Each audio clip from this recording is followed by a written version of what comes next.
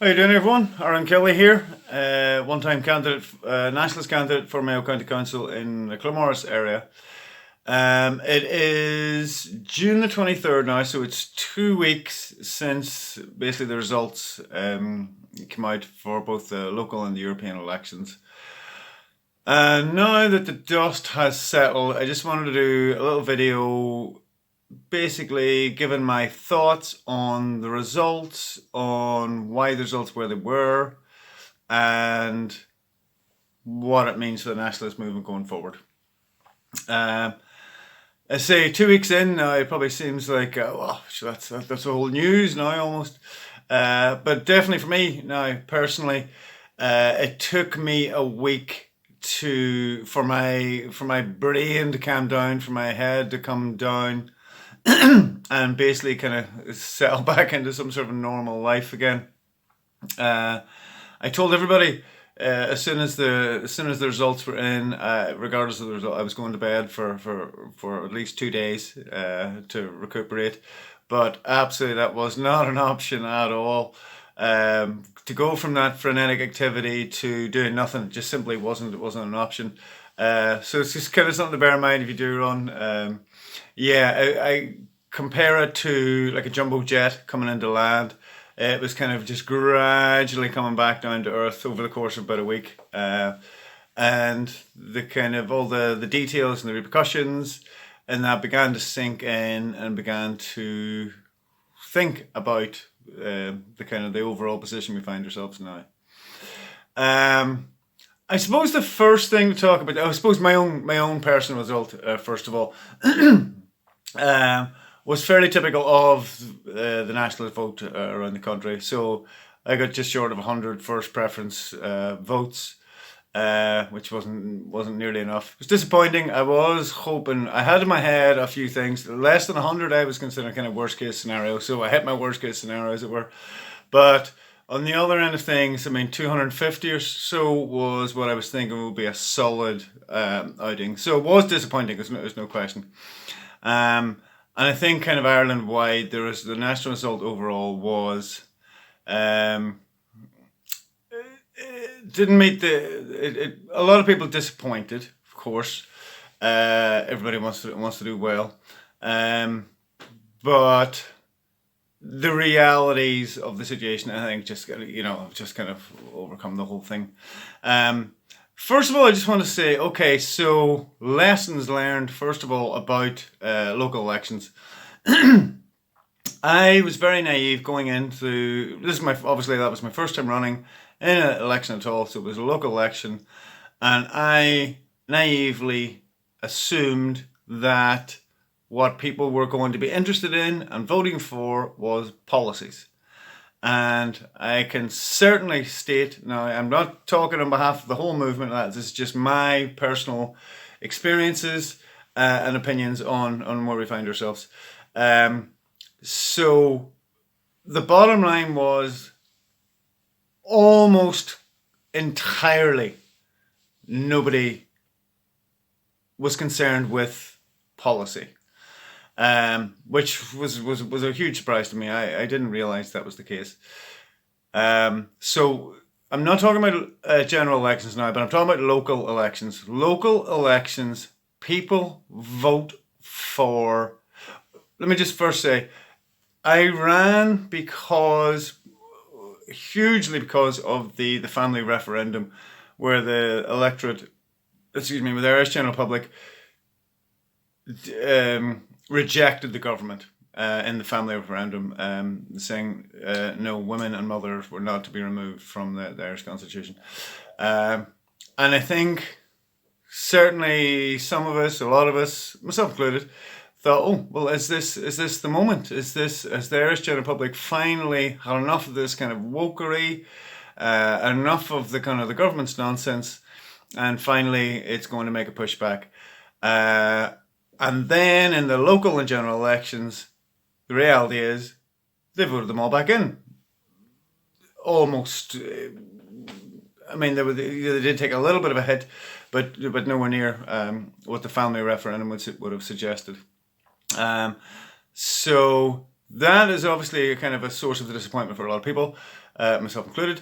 But I understand it better now. And again, I'm not speaking for everyone. This is just my opinion. So to say, in local elections, nobody cares about policy. For local elections, people vote for a certain thing. It's a local thing. So they vote for people from the area. That's you. If your neighbours run down the road, it doesn't matter what party he's running for. He's your neighbour down the road. You vote for him. If the guy's from your area, he's generally getting a vote. If you know the guy, you're getting a vote. And this is possible kind of in local elections, which you won't get in general elections nearly as much. You vote for the brother-in-law's father. You vote for somebody that's done you solid. I kind of was making a joke to somebody the other day. I mean, if I was to do a kind of how to get elected in local elections, I would make step one jokingly. First step, get elected to local government. And what I mean by that is the system does seem to be set up to benefit the incumbents, to benefit the councillors that are already in place. Because when I say you vote for the guy who did you a solid, who did you a favour, that is what county councillors do. Well, these savvy county councillors will do. They say politicians have got two problems in life, getting elected and getting re-elected. But if you are actually in a council and in a position then to do favours for people, whether that's fixing the road, filling the potholes, getting the medical card for somebody, all these sort of favours. Basically, if you're in local council, you've got 5 years of favour doing at your disposal at that point, which would set you up beautifully for re-election. So getting in the door the first time is a much different prospect than getting in. Getting in for the first time is much more difficult than getting re-elected, getting back in. So if the first time, you're going to have some sort of a reputation, or you're well known around the area, you're doing people favours, whether that's through business or through some sort of other means.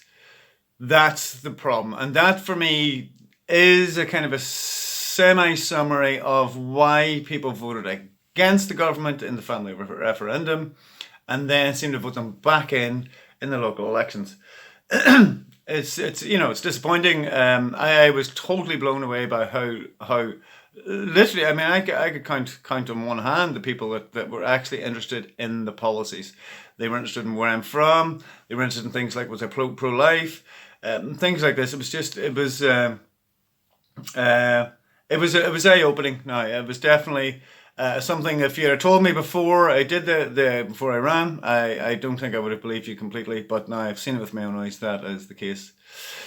So, that's the main lesson learned from this for me. There's all the little bits and pieces that I'd never done before that you just needed to do them once to kind of get your head around them. But the big overarching lesson for me, local elections in Ireland, you vote for the guy you know, the guy who's a friend of a friend, the guy from your local area, the guy who's done you a favour, that sort of thing. Politics doesn't come into it. Now, I was quite happy with that whole setup in my head until a friend of mine a few nights ago pointed out, okay, yeah, that makes sense, but what about the Europeans? And unfortunately, yeah, that's a data point counter to my conclusion there now, because that doesn't tally up, and they did vote the government parties back in there, generally by and large. So that is a concern, and that's disappointing. I suppose I'm looking forward, because without that, I'm kind of thinking, okay, the locals aren't about politics, but the generals, they'll be about politics. But unfortunately, we do have that unfortunate data point of the Europeans and them voting the government parties back in there as well. So, listen, that's the reality of it. I'm delighted I did it. I enjoy doing anything where where it's all new and you're learning stuff and it's all a bit kind of hectic. So I very much enjoyed it. I said I met so many great people over the campaign, over the 4 weeks or so. And I suppose then that kind of leads into the overall. Okay, what do we feel now about the nationalist movement going forward? So I just wanted to say that bit first. On the positives, first of all, again, I was on the Claremorris area, but within kind of Mayo, so there was a Mayo kind of wide, I'd say collaboration, but we were any nationalist candidates or pro-sovereign candidates or pro-nation candidates or whatever you want to call them, definitely a network that my feeling on it is certainly the Mayo, if you like, nationalist network, activist network, has absolutely benefited from those local elections. A lot of connections have been made that weren't there before. I've met tons of, I say tons, but at least, I know at least 10 or 20 new people now that are active on the ground nationalists that I wasn't kind of really aware of before. So that's fantastic. And I say it's Mayo wide. So there's definitely been a positive in that. Okay, but listen, let's talk about kind of the wider aspect of this. Yes, some people, most people were disappointed. You never know. With the family referendum, we might have done well. That wasn't the case. So overall, excuse me. So we have, so we 5 nationalists got in, mainly Dublin, and I think one in Kildare as well. There was 3 independents, 1 National Party guy, and 1 IFP guy, as far as I am aware at this point. I think that's pretty accurate. And there were numerous cases around the country then of very close. Again, Mayo being one of them. Stephen Kerr was just pipped the post. He got 900 first preference votes, which is outstanding. And he was there right at the very end for the very last count, the last seat, and just got pipped at the post, which must have been devastating for him. To go that far, at least kind of with my kind of 100 first preferences, I knew I wasn't going to be in, so I didn't have to sit there till whatever it was, 8 o'clock the next morning. Kind of, mind you, it was a long day, even for me. But anyway, so yeah, there was, so we got some nationalist candidates in, and very few, but some, and there was quite a few more, almost. Is that a bad result overall? And this is all purely down to your. It's a subjective thing. You could say either. I think most people say it's bad, it's disappointing. But look, a couple of things that have happened in that. One, I say the network growing, the nationalist kind of network growing. I'm just talking about Mayo, obviously my own experience, but I'm sure around the country it's exactly the same thing. The other great thing was that Sinn Féin effectively have now been exposed as a party that does not represent working class people and does not represent Irish nationalists. So who are they? Who do they represent now? And basically now they're, we've been saying this for an awful long time, but now they're effectively indistinguishable from the main globalist parties, from Fianna Fáil, Fine Gael, the Greens, and what have you. So the fact that kind of all misconceptions about what Sinn Féin are, that they represent the working class people somehow, or they represent nationalism, Irish nationalism somehow, that's gone now, and that's a great thing, because that's that confusion gone, in my opinion. So that's another positive from the whole thing. So there definitely are positives here. I think. Let me just say this first. I suppose a lot of the conversation now is turning. Well, it has been. Look, and this has been going on for a few years now. But a lot of people now are going, oh right, nationalists didn't do well, and there's a lot of arguments out there, and the kind of one of the central ones being, oh, the transfers weren't used properly. If nationalists worked together better, then they would have had a better result, etc., etc. And a lot of people saying now nationalists need to unite. Um, and I mean, face value, it does. It makes perfect sense.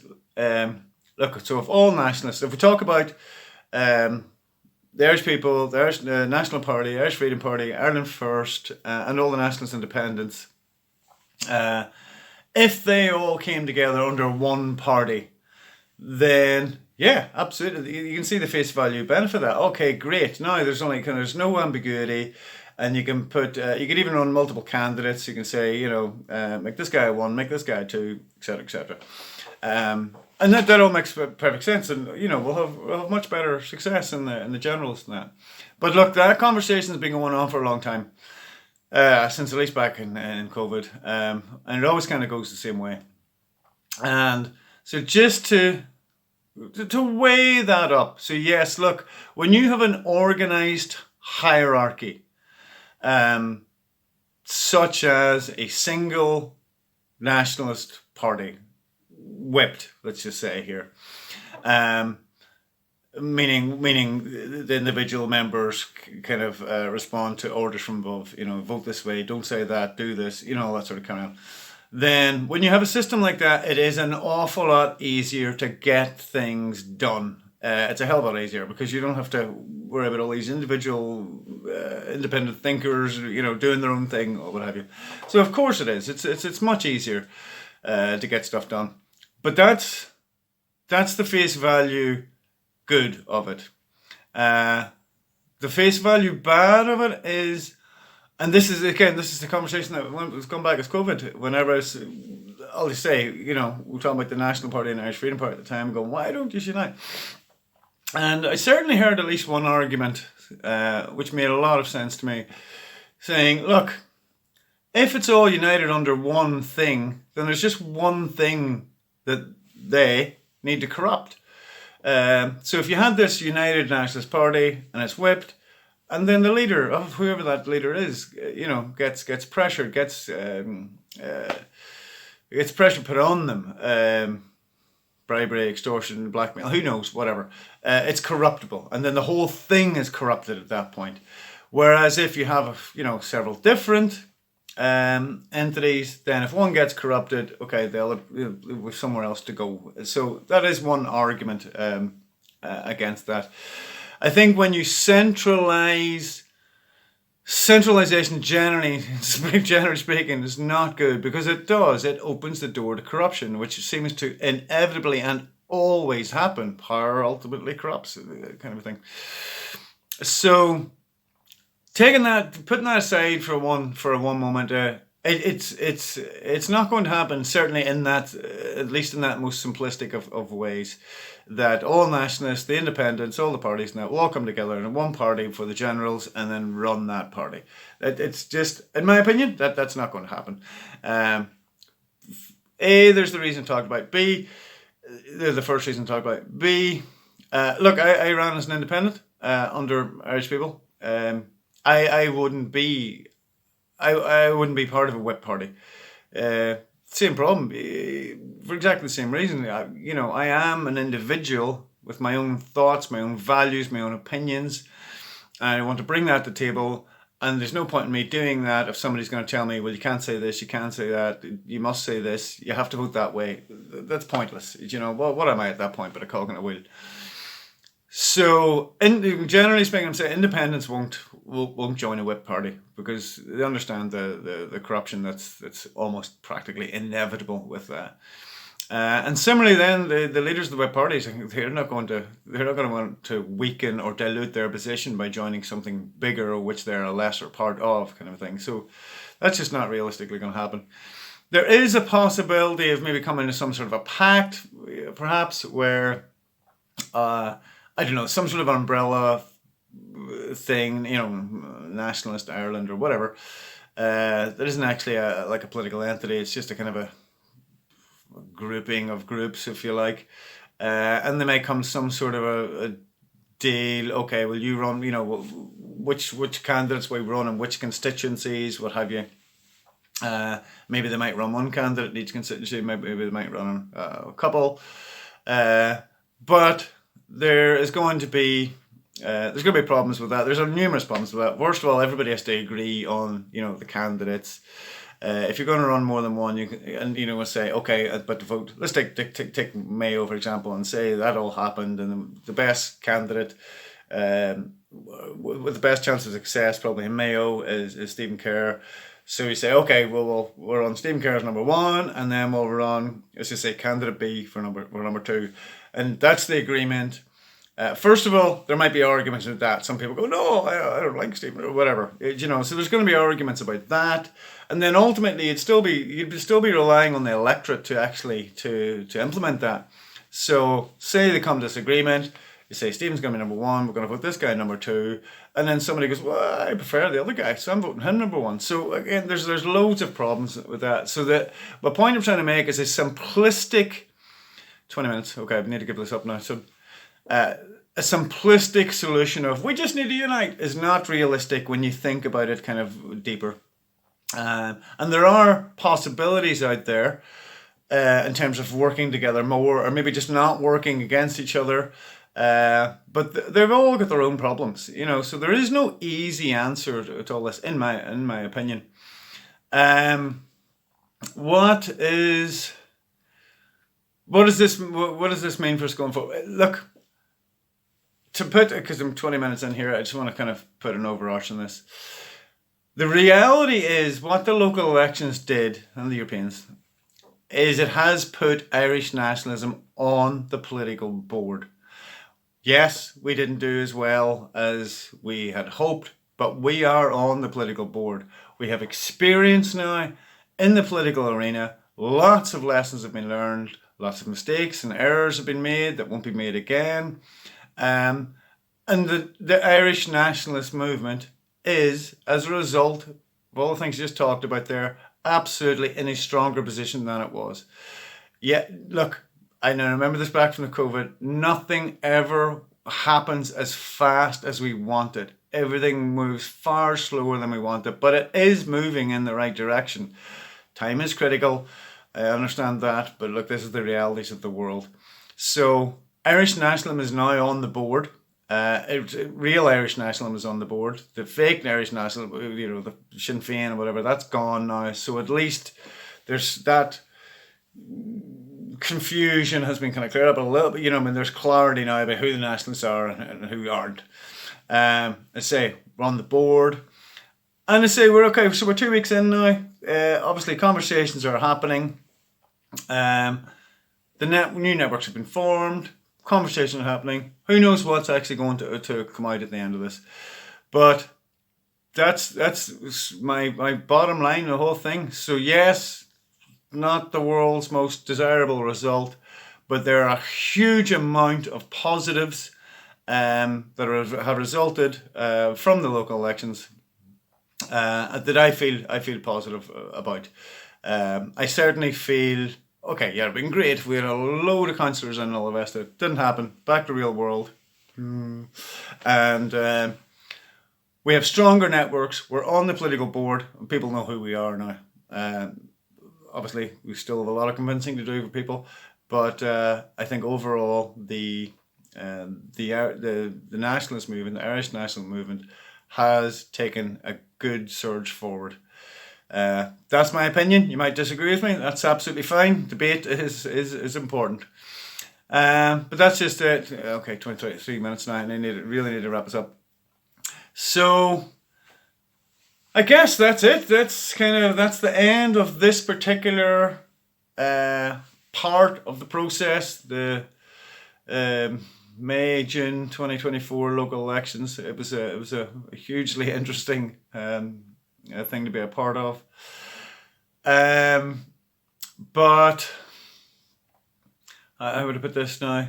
Yeah, I think let's just wrap it up.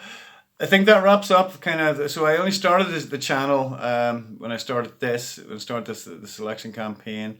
I think that wraps up now again those European elections. The local and European elections 2024, and that's kind of put that to bed now. Where we go from here is wide open. There are various paths we can take.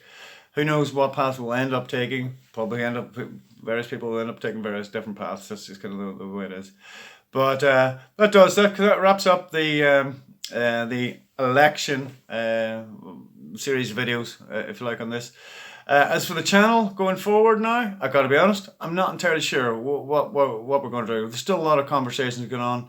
I will always and of course will remain an active Irish nationalist.